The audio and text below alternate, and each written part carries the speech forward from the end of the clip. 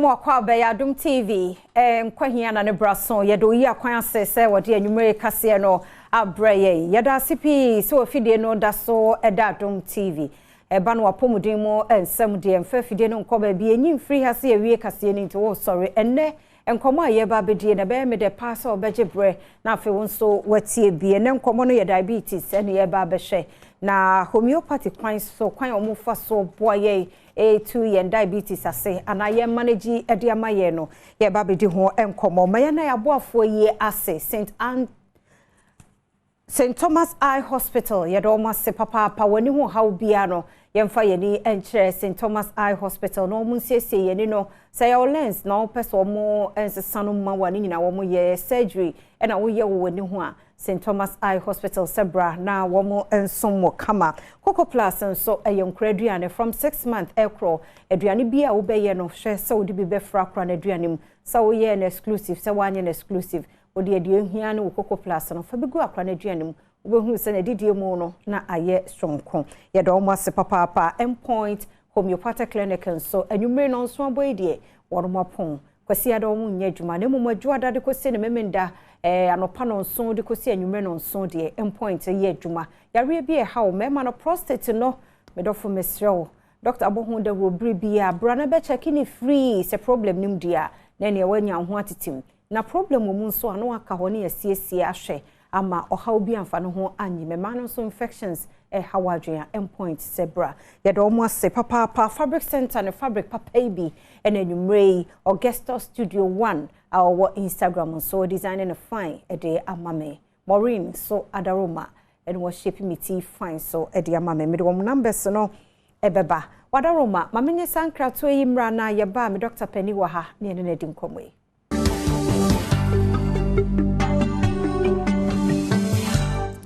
Yada CBM Samu Nkwa Hia Adom TV Nkwa Hia na o hye nyame hira opi bebi a wo chiri ne bencheye a wo hye yada se wo Facebook/Adom TV nyame hira na afia amankwa atamaklo page nso nyame hira brace mu no munyina nso questions bi ade ato ho ne yebeka na fe dog wa hawaii no na me wo Dr. Kelvin Quartin our free endpoint homeopathic clinic and mre ye no eba bedi enkomo afa diabetes eho ti tenase now question bia o say ye December month December na de festive month nti wo say ye di nkomo afa fasa ne manyina ho se be ya afi we ne be kona wie ye be sha afufufuro mu ahodin mu ti me ne Dr. Kelvin Quartin ene wa ha anyway dog enwume yamu ajo meje so afia na bibia boko de nyame adom yeda sepa senwume so aba beka ye ho na Dr. Duboaten so ho ye ne ho ye nyame adom ne ho ye nyame ase ntia so ema me se me famre yahwefo mo yeda na se ntia enwume de mo se yeni nkomo emfa diabetes ho diabetes ne issue the way timechi obi na unso obi a oso na fe be wie na so why slim ne so ate na me mune say ye but very deadly very deadly I see what the total hypertension okra I feel say diabetes say more deadly hypertension any here said me this ankomo yi no bi anhwe no hu yi nti wodi asichire bebra na eye wo hu oh not necessarily sani ya can say din no yes me dem so say wa fa free that side no enye say wodi asichire bebra na wonya diabetes the tree no your friend asichire ya remu in a moment say wodi asichire bebra na wonya diabetes diabetes kire say umoja asichire wo moja ni mu na say glucose ai wo moja ni mu no abro normal level no eso so nipadua no use glucose no na say sichire no na ede ye adwuma wo nipadua ni mu say glucose ni moja ni mu a yentimi entna se ye bewu anu so mu eye exactly enti say ebro normal level no so a na ye se wanya diabetes but nye say uni wo sugar wo moja mu a wo diabetes no because nipadua ni hia sugar no na ede ye adwuma say ye didi a especially carbohydrates and Ghana so the idea na yedi nyina ya carbohydrate banku ya yedi fufuo ya yedi dokono emo niema ya carbohydrates no wodi a nipadua no breaking it down na form sa glucose a yenim say yes sichire no e wo moja nim enti e wo moja nim sa ye nipadua na kwa bi ye friend pancreas eno na nyankopon a create e wo ye fono na chi say insecurity substance be a friend insulin insulin no be boa ma sugar na e wo mogya nim no e bie ye cells nim na sugar na kɔ cells nim na nipadua na de sugar na ye adwuma enti insulin no emboa ma sugar no ana say boa ma sugar no free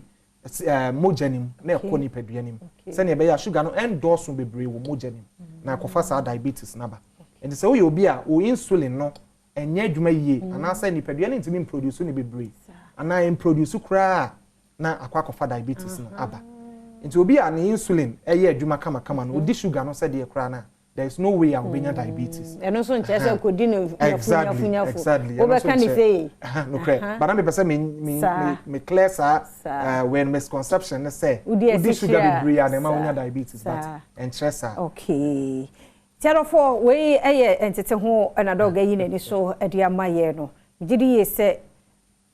bebi wa kan se kra no wo ye okay so otra ho me ye pon ye nche emre no don hwere ba ko na awie nanso wo hu se don hwere ba ko no ade a wasua wo mu no ebeboa bo bi enkura nso nya bi wo no kra na ya na agya no ti mumie ntie ni ye why wo asem bi se bia nso wo hwa ba Facebook a wo de to hwa ye beka enso ama na fe Dr. Wahai waboa yen agya no e de amaye tie ne ye na se ne ya ka diabetes na akwa bi ya kasa diabetes a say ya na tie so sugar be cholesterol at normal level okay and I just want diabetes na ne se nyame me nwanwa no because nyame no utum se ni pe wa hihye bibia o de wa ye bia o kan o de no boafo ka ho wenye nti de pa ne ye be ma be wi akire ya kwanya sichi ya de na se diabetes okay if you am that say ye be sa chia ya hwefo nso na before so obenya diabetes no na eye niema miensa the first one ne say o sa pancreas ya ye ka ho asem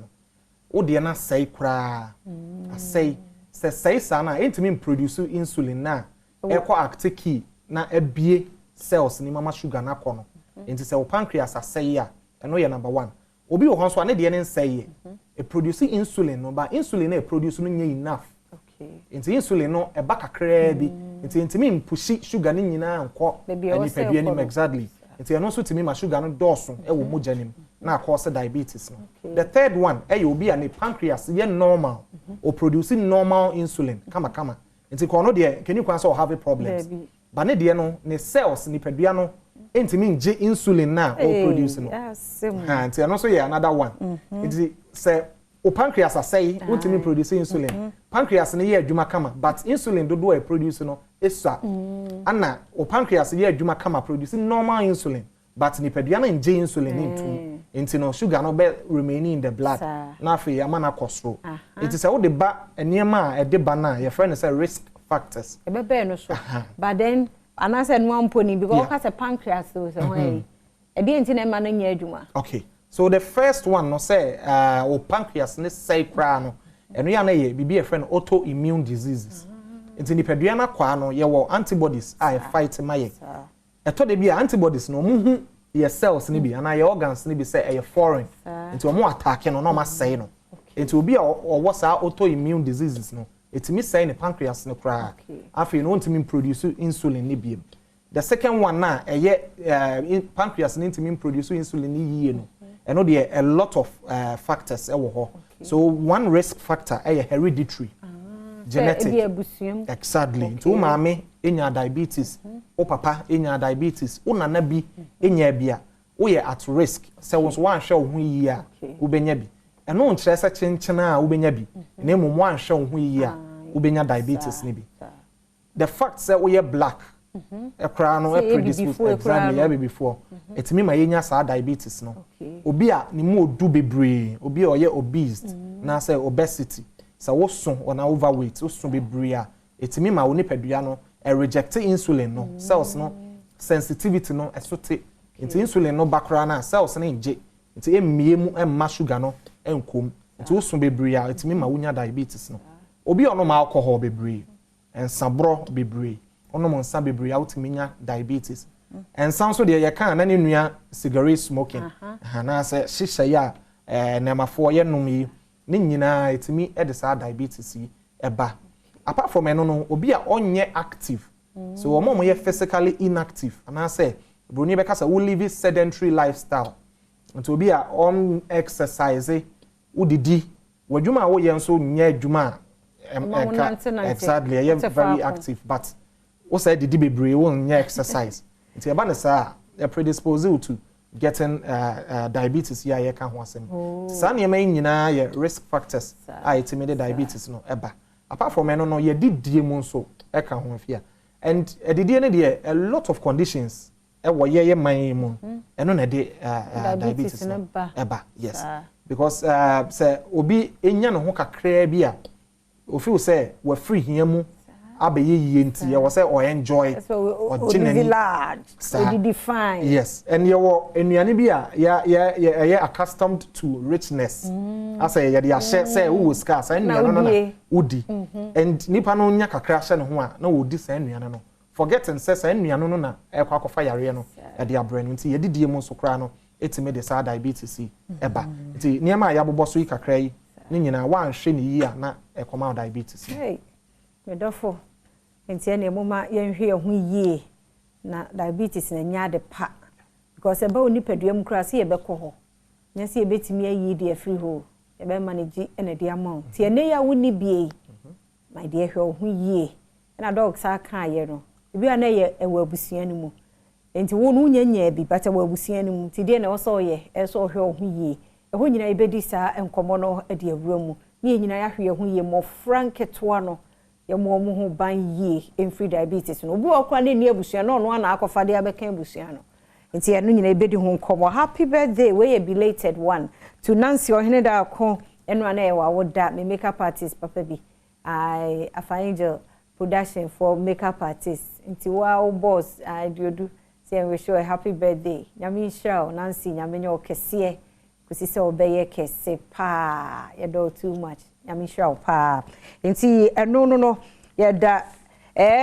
mame na Morina se miti no mesro so wo petire we ni tire bia de Morina obe uti ne kama e de amount ko Instagram so ho and out my friend was 0509 749051 0509749051 na Morina yoti ne de amount Mr. Christmas yimu o pesa me design papa ye Augusto studio one design de amami o pe fabric ni bia fabric no a fabric center Martina oko Rollins Park ni opposite ye China House o so fabric center benya material we ni lazy bia bono so ye Mr. Frewon was 0243938556 0243938556 na fabric center kopa on fabric bi fa chance wonom ne namfo ebo ne ye e quality so e do mu nyina se bi designer Augustus studio 1 okwa Instagram ho bema udugi style keke Augustus nyamisha me da se pa ya ne endpoint homeopathic clinic Dr. Penny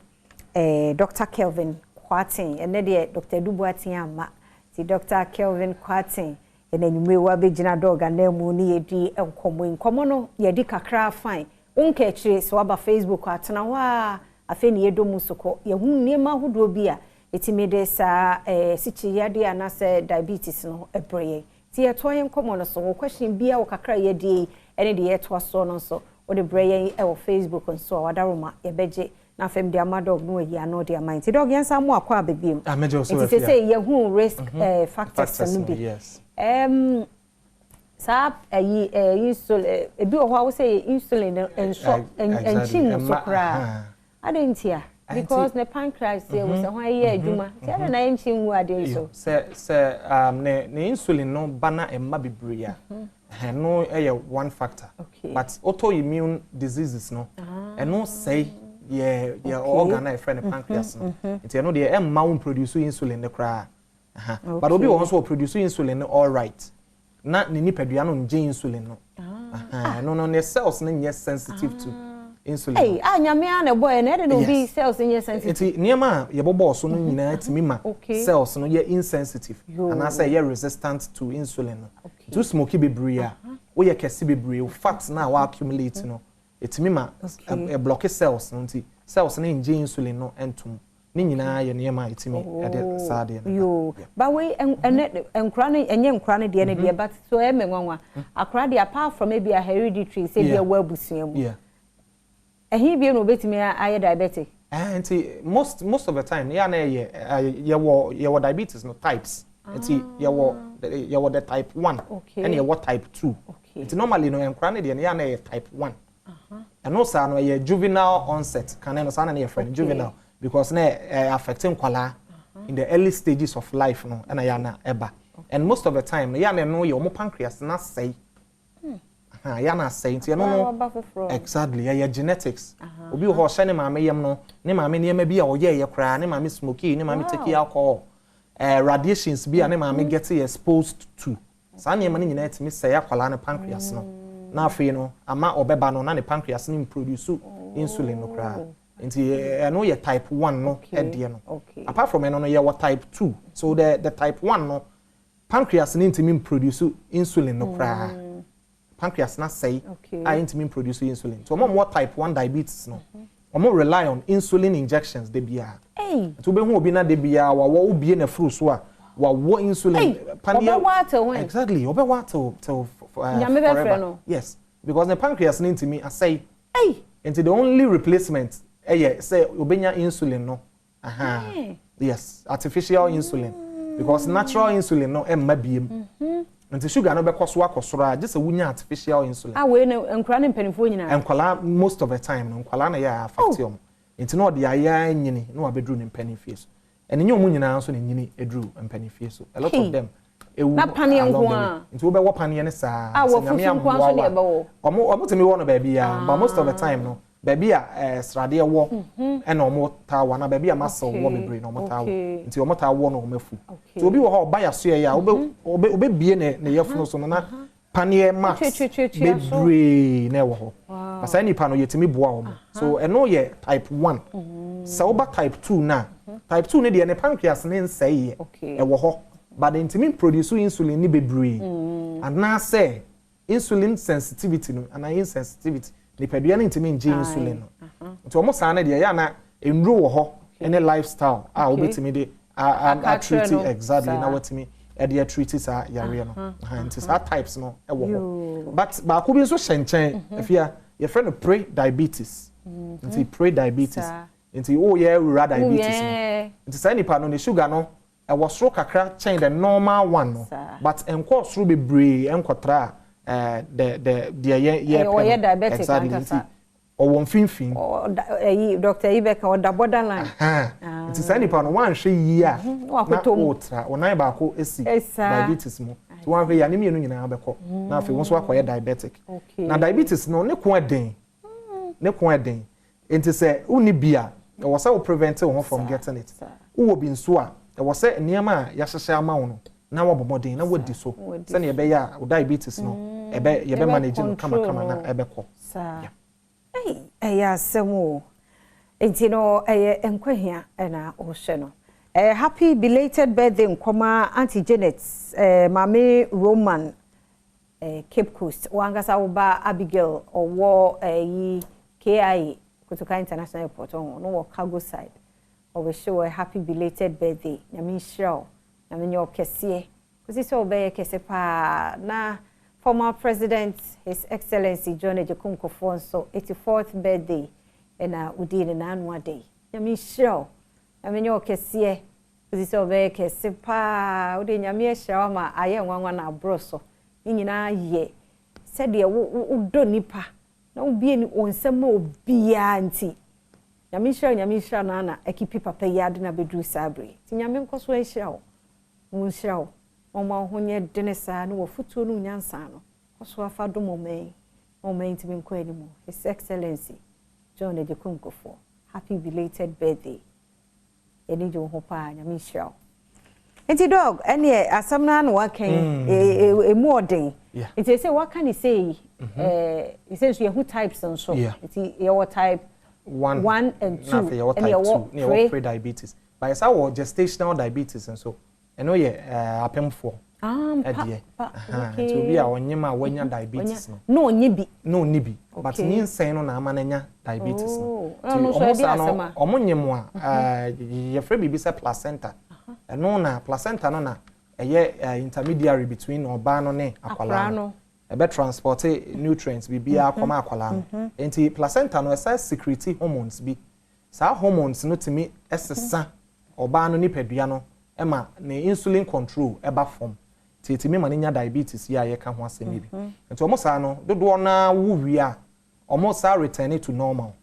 omo diabetes ne ko but ebi mo so ho de a omo toa so ekonya diabetes no eno so ehu nti wonyem na wokọ hospital yes wo diabetes a wo sa wotu ho anamo yes a wan hwe yi a oba no complications bebree ebeba ho a lot of women are ye almost CS no because of gestational diabetes a lot of them ebi mo so ho mo be wo kra na omo ma no omawu still birth ebi bo ho mo wo no na omo ba no sun kakraka bonsa akwala no enche na ono so anya diabetes ne bi ebi mo nya miscarriages ni nyina ye because of diabetes e bia na nya we exactly because ye nyem dia ye nkonko a this ye hunu ye beje adisesi na ye se ye nyim nti asa afa ye funu ye mfa nya hwe ti ye digum ba ya me ani na ho a eno na bebre ye sa gestational diabetes no eba yes eno ye different topic eno ye topic on its own ntu de kakra no a ntu de tuomufu kakra wo ho a se eden na wonyim sesi ana so wo hwe ye ya bebo ho ban free sa gestational diabetes and pain no ya na ye tu apemfo for say immediately I will be to an amount hospital. Okay. Men for prenatal services and antenatal services in the also quite I'm take you through all the labs. You know who sugar I was rope. Now you know you start to say you control into your bema advices near my was a woody, you was a wood jay, or con docra, you catch you say jay because I didn't bema sugar na for strawberry. Now you know what more than you two and I'm on hospital no brand. Time so say was a hospital. Obi wa pain. Wa be ba ko na mienu the third one no feel so no abetimi manage no but one hwe yi na the third one mom na de gestational diabetes no eba into hospital antenatal services na die onyima abomoden na ko kopem say obewo na wafa ho afa oba ene o dog etucha ma o Dr. Dubuatin o say aduma na aye no medana say dem say we saving from kasa menam nanamo ti dog ba bia o te bia so ye da sepa nyame hira so say waje bre na wo hwe eye pa na ye sure say ewie so me feedback no so nka wo te ha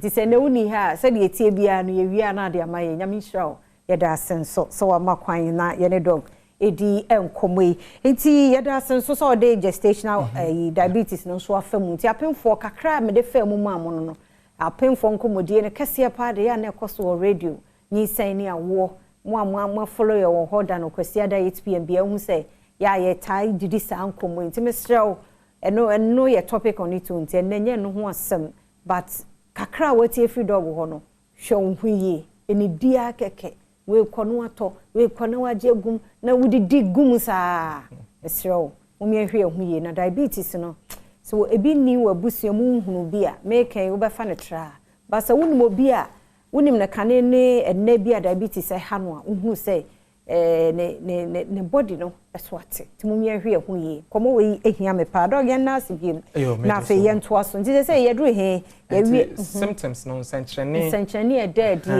okay and eno eho hia because eno na bebo wo nkaye say wo ye nya diabetes ni bi okay nti emprepi no type 2 diabetes eno na very common eno ye very common a lot of the cases 90% of diabetes cases no type 2 diabetes to we nipa 100 esi ho mo diabetes ni bia emu 90 e type 2 and type 2 ne de ya na edoso pa be no so na enta monka ye ntem no okay ti no wan hwe yi a ubehunu na aye too late but e bo nka ye nso anka ye ni bi very aggressive pa e be ma wo de di kan bibi abroni friend no polydipsia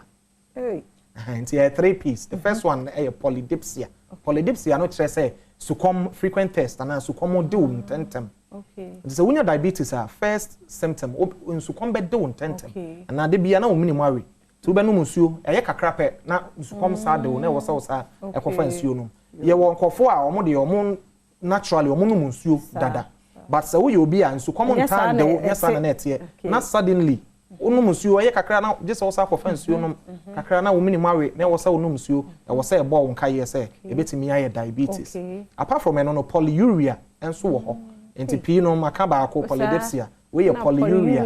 polyuria na chese o jonso bebre exactly o jonso bebre it is a wunya diabetes a ensenchene ni bi ne say wo be jonso tentem na jonso no so be bebre e market we bi jonso no be bebre tentem ne be say wo hwa frequency no it depend on nipa no but wo na wo betimi ehu sene na wo de no esitie it will be an now jonso in a day no jonso be imprensa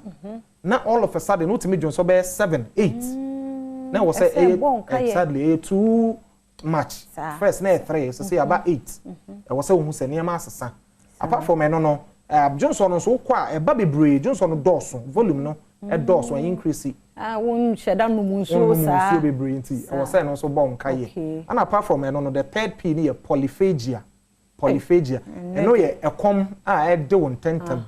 enti obi wo ho odidi 7 o'clock ebo 9 na kom de no pa na wo so say didi ebo 10 ekom de no pa aso odidi kura aso odidi na wo so say didi sadly enti odidi enkakra aduane no so wodi ni bebre but enche na kom saade enti kom de won tentem a eno so ye enkai a ebo wo say diabetes e wo ho eno ne 3 piece no eno na ye main symptoms of diabetes into Johnson bebre a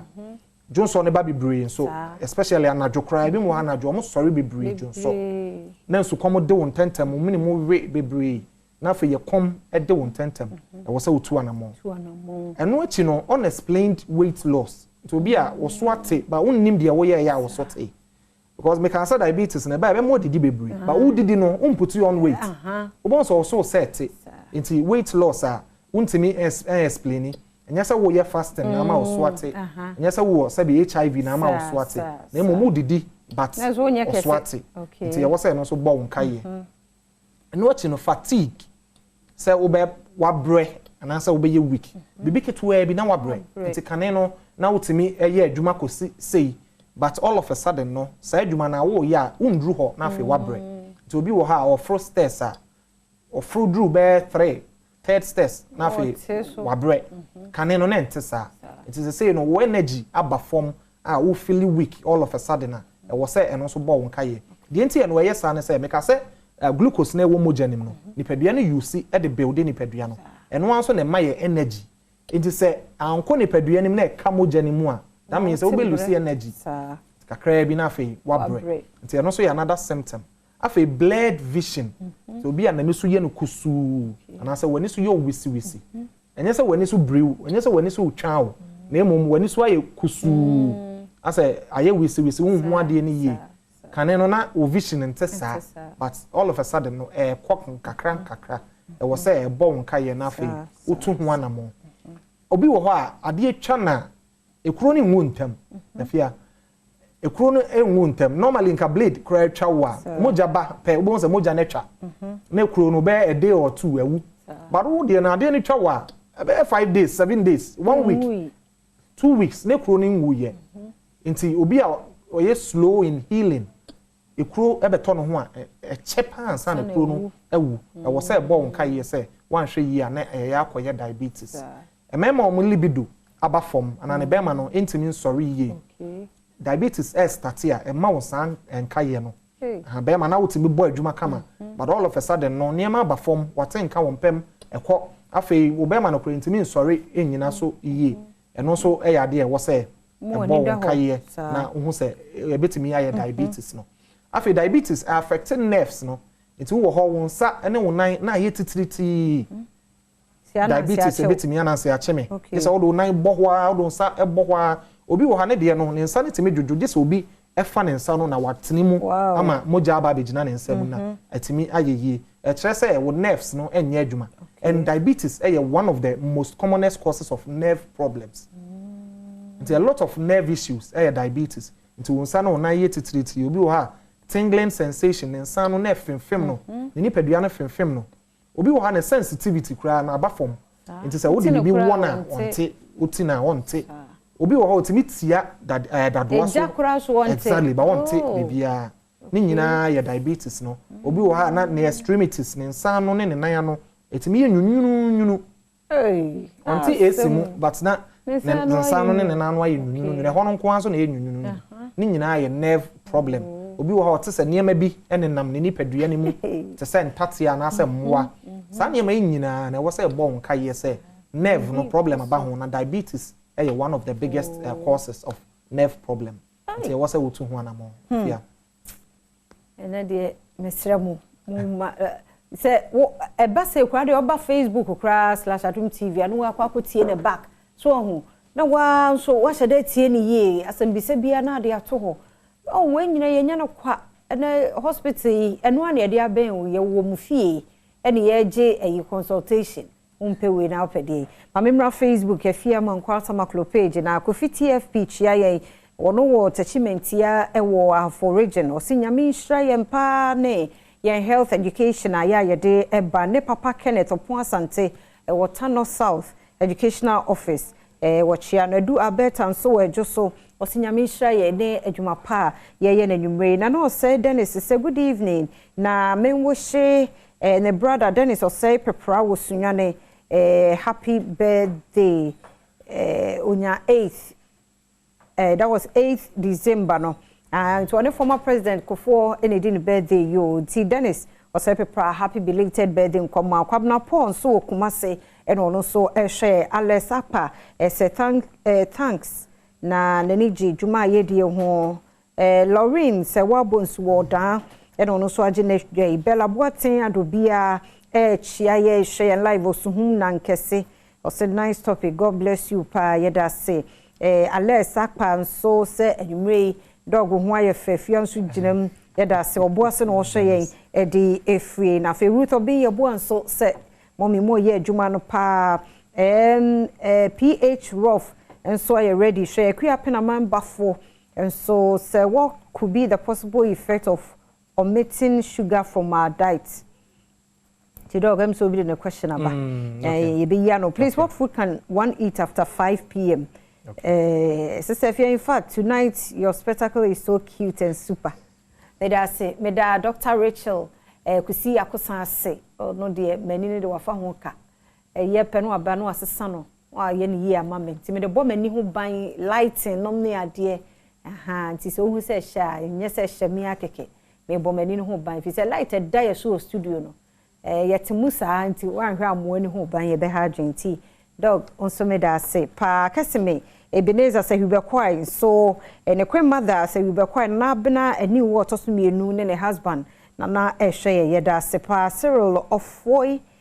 ko enso aha na fe Mary Boache atendago enso Kumase en wo hye je Bismarck enso wo brekum fetenta eno no so ehye nyame hram na komiji echi enso se nyame nkoso nhrae na komiji echi asaba je Bismarck enso wa ha ena nana ya salin so wo Asante Mampon en wo hye yeda munyina se yeda mo ase na me hye se mode aba no so mo hye enso ya mo hye na wo mo nso mo followers no nso hunu se memenda nwumre bia 7 p.m. afia ne na doctor fo ne na nurse fo tnase ne adi nkomo ahwe apomuden tie na nwumre no diabetes ho nkomo na ye ne Dr. Kelvin Kwatin wo Endpoint Homeopathic Clinic edi nkomo yi wache ne ma bebre na me sure se o famu aba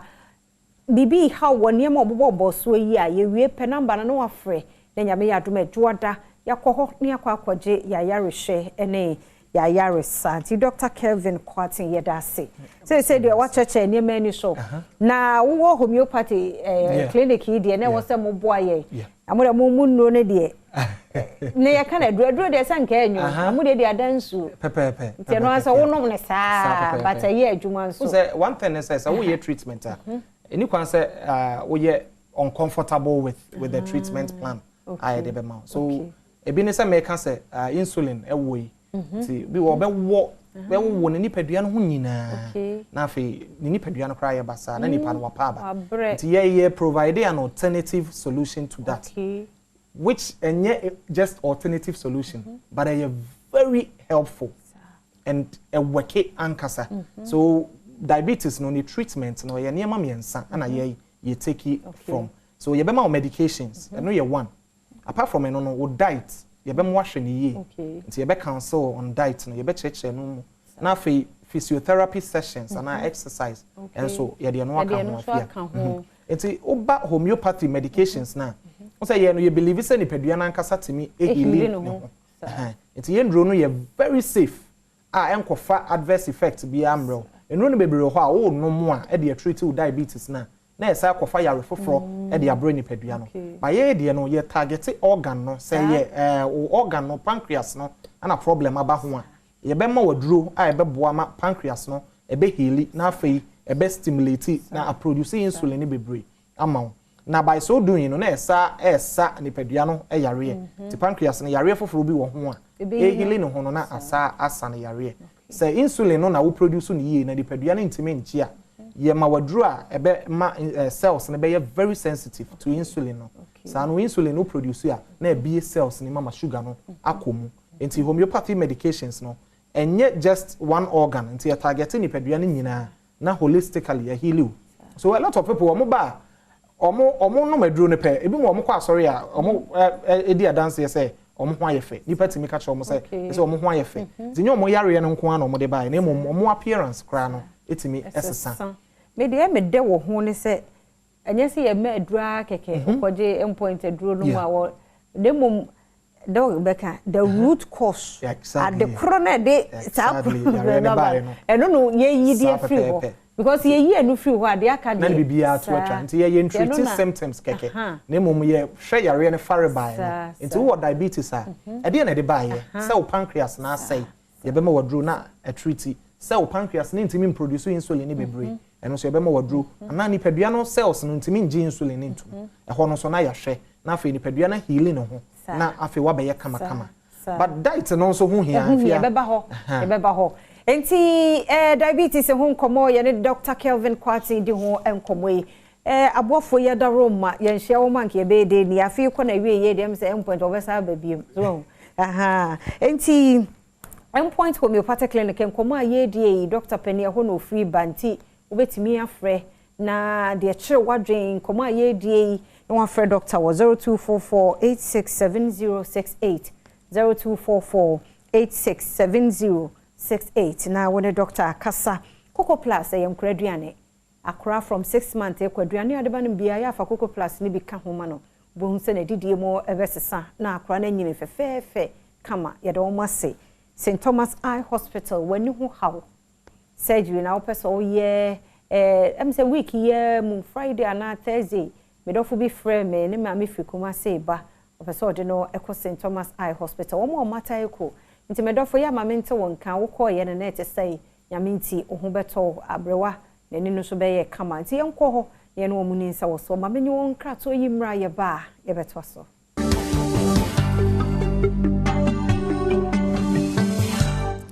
Meda semesamu akwa babie me Adom TV Nkwa Hia na o share diabetes nkomo na ye ne Dr. Kelvin Kwati endpoint homeopathic clinic di enkomwe na Mrs. Joyce Owusu na Joyce Owusu wo brekum na wo share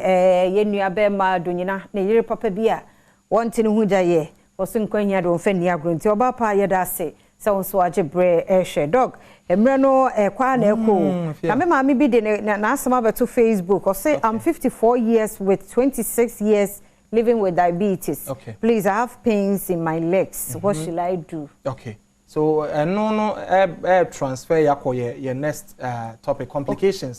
So bakuna or experience your friend said diabetic neuropathy. Neuropathy no diabetes na affected nerves intini ai wo yen sa ne yen nan ho. Nti ono no de no ne nan ho ntini no I get affected. Nti e be ma wo bete yaw pa na sa ne nsa no ne nan ne timi yetitiriti. Nti ne de no just say you control diabetes no.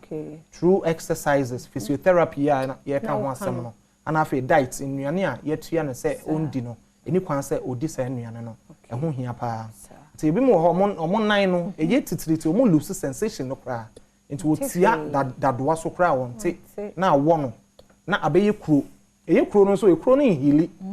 ko ya kasa unya diabetes a healing level no healing your friends capacity aba form nti won ti me healing bo se kuro no atu na ode ne ma chekere so won kwa hospital na ne nan no je se yekotwa nti a lot of people living with diabetes no mo nan na drew stage a was say especially the kuro da ho exactly the kuro diabetic bia na onya kuro enye obia eti oba ya so ya advice or na ya counsel say what diabetes ne dey hwe na wa ma de ntwaw enti you very careful baby a obekọ bia hyempaboa kata wo nan ne ho send ye be ya bibi ntwa wo use blade one kasa men use obi betimi aye ama wo na say men use blade kra wo betimi use sa clippers exactly na wo de atwitwa onsa eno ye send ye be ye kuro bia ma wo because kuro to ho nko ade a very difficult say be heal okay nti ma me ne de no wontu anamo na omra ye be hwe sa yo nti yenhwe say nanka wo ka food no yes diet no diet nti wo diabetes because say o sugar no costro be brain nti no eya na ye catch us set carbohydrates no eso okay ne papa mu anka wasanka wo jai carbohydrates but carbohydrates is no provide energy ana Ghana so ye catch us say jai carbohydrates ya na wo de ka nti no ye be catch us set so carbohydrates no na wo be di kura na men di the refined or processed carbohydrates no e be the say flour say enye apart from that no polished rice ye perfume rice ya your total edie so we are diabetic any kwan say would this money be wo de any local rice unpolished ones okay and on ye wo be di grains and cereals enye whole cereals a bit say wheat very good oats ni nyina contain fiber no say na be ya nipadua no and digesting in term a digestive we be release sugar no kakran ntia ma sugar no nkosoro be bre ba wo kodi processed ones na de ya kan de ya flour de no any sa processed refined ones na eno de ko ni padua ni mu eda ni sugar no ntem tie ma sugar no ekosoro bebre we are diabetic coke ne fanta ne ade no sa be product di ye soda na say carbonated drinks o men kan sa nti ma men kan say carbonated drinks nti fizzy drinks no sa ne ma no eni kwan say wonnom energy drinks mfanche pacho energy drinks eni kwan say wonnom Bibia sugar wo message ran kasa so be jai whether white sugar or brown sugar e wo say wo jai ni nyina e wo kran so any kwan say wo di bi wo ya diabetic any kwan say wo di e wo banche e wo say wo jai di nto mo di fufuo no a lot of them mo buy aso ya na e den mo say mo be jai o say doc fufuo pa de wada roma utuam ya me no on try kakran but yetimi ni omo edi nkomo na fe omo ye no body no nkanti ya na eboa na o the exercise no so aka ho ti aso ye physiotherapy wo ho ba obetimi aye physio no ebi ukọ outside so na one nante kakra o join the group this keep fit for you na oni omo exercises ni nyina aboa ma sugar no esote na why okay dofa o number na maye so na ja ahwefo nya question ni nyina na ebetimi ayi nya nsem ni nyina na ebetimi aka na ye fredoga o meyi anu amaye nti ye nya number no endpoint your number no ye 0244 867 068 okay 0244 okay 867 068 okay 0244 867 068 and if you are free screening also you da so prostate there no for mema and afa man also menses exactly any infections no infertility there ni nyina you go so mesro ayi prostate there ya wo mo ken ye ni free screening be ye ni free last ayi papa ayi KSM ba kind of story bi me read na eye ma reho oswo you okay bibia you okay or you okay symptoms aye keka fa prostate hu oye adwuma no bibia jejira so kama na nyonku bi na chinchina we dey check no twentwene nas no twentwene nas one day no say wo kwa akoye say nipa na tata no nti obokwa akoye na okoye man dey I just say when you problem e wo the prostate no aye cancerous me dofo the bia betena ha ye ka check your prostate obi o bi hwenya no kesem hwenya no symptoms bibia no ho nya yo so okohwe na akoye sa disese o ho no o wo sa problem ni bi me mpese won so be yesa ene ko check se hwi ni mu a wo na akure empon so ye ni free bra be check ni free o ono so meye enye se ne bo ofu no omo de chiche o but de omo so betimi aye no bra be check ni free wate ti doctor number ni 0244 867068 0244 867068 eko check free e ma no so saa awo mu problem o se bra won check wa wodie ni mu ma o ha obie ni ho anu anu no ko baby o ha wo ho ani aso anu ansampo na nyinsen aba Mumienfa opportunity we me enko enche na afe na kona wiye wa me bedu na sie nyame yadoma no mso omwetwoma na ye de ana dog say we de munche no kre ye well yenhwe no kre sa say na ma boa ye di ohu enti opportunity ni mumienko ye why ti dog yenche abusuan na yenko yo nti enche akese ye beko ama me ma me ne me papa omo hwe me nua no mu nyina so amechia omo me nya me wife so entum support me great mechia omo nyina nyamishra mo pa point adwumafo nyina so ye chia mo afi mu chese mo de mo ne ya adwuma che nyame ya adwuma ye bompa se dog besa babiem na ye de na to so once a sponsor opportunity be ava near the neighbor dog and you say that say ti dog ye that sense so say me so obaye nyamishra pa ti apart from endpoint homeopathic clinic no Coco Plus of one so ye do must bebre kwa bebre say you omo a anke intimate na sem fadwumede imram ti ye do must say St Thomas Eye Hospital asedane ye modia some so ya senebri bia nyamenya mo kese mo adwuma no emu entre me designer Augustus Nyamishra Fabric Center Martina then she wan come day lace materials the mommy free no ma pama mame to won say mete so shepe sa o de ache me nti moni wo nya adwuma na o montime sponsor me sa na TV so ba na nya bete mi ntime shata de ba ko ene ma hye na su ni masa hye mo akra na mbeka so ho nti mo koto ho a wo nya bi no de aboa me wate ase ti Nyamishra from Martina 0243 938556 Maureen so a betri ya obeye be church nyina egu ama ho efe Maureen 0509749051 or Instagram so and Augusta Studio 1 so Instagram or Bema Ujuji Styles me do mo say doctor number no 0244867068 Premto bre me da say me cameraman fache me odina for me so me da say Simon Albert me da say na Simon so Nyamishra MCR4 me do bia se Stella na e makeup no aseda no e yomodua me do bia se da se ne nkwa hoden e wo ho a e besehia